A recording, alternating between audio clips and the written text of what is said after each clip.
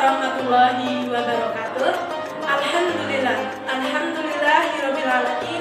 Wabihi nasta'in wa ala umuri dunya waddin. Wassalatu wassalamu ala ashrafil anbiya'i wal mursalin wa ala alihi wa sahbihi ajmain, amma ba'du. Puji syukur kita panjatkan kepada Allah Subhanahu wa Ta'ala yang telah memberikan kita banyak sekali nikmat. Tidak lupa pula salawat serta salam kita curahkan kepada junjungan Nabi besar kita, Nabi Agung Muhammad Sallallahu Alaihi Wasallam.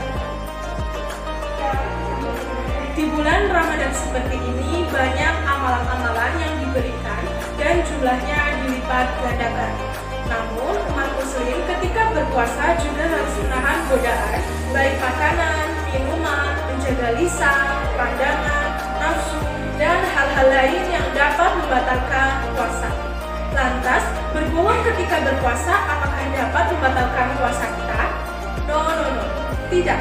Berbohong ketika berpuasa tidak membatalkan puasa kita, sebab berbohong bukanlah perkara yang dapat membatalkan puasa.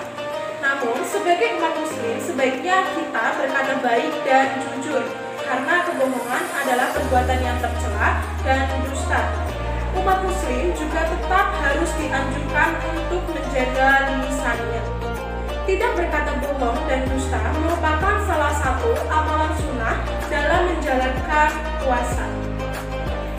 Sekalipun berbohong tidak membatalkan puasa kita, berkata bohong bisa menyebabkan amal ibadah puasa kita tidak diterima oleh Allah. Alhamdulillah. Berbohong dalam perbuatan, dalam ucapan, kesaksian, pemberitaan, dan lain-lain merupakan salah satu tanda-tanda kemunafikan. Islam memandang kebohongan adalah induk dari berbagai dosa.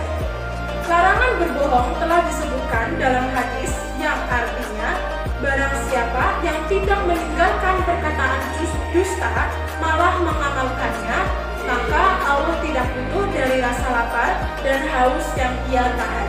Hadis riwayat Bukhari nomor 1903. Oleh karenanya, berbohong ketika berpuasa tidak membatalkan puasa, namun Allah tidak akan memberikan pahala untuk orang yang berbohong.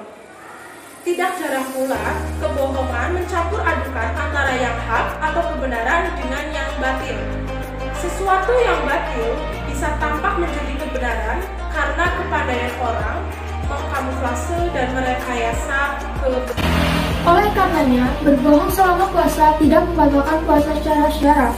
Namun, Allah tidak memberikan pahala atas puasa yang dijalani oleh orang yang berbohong.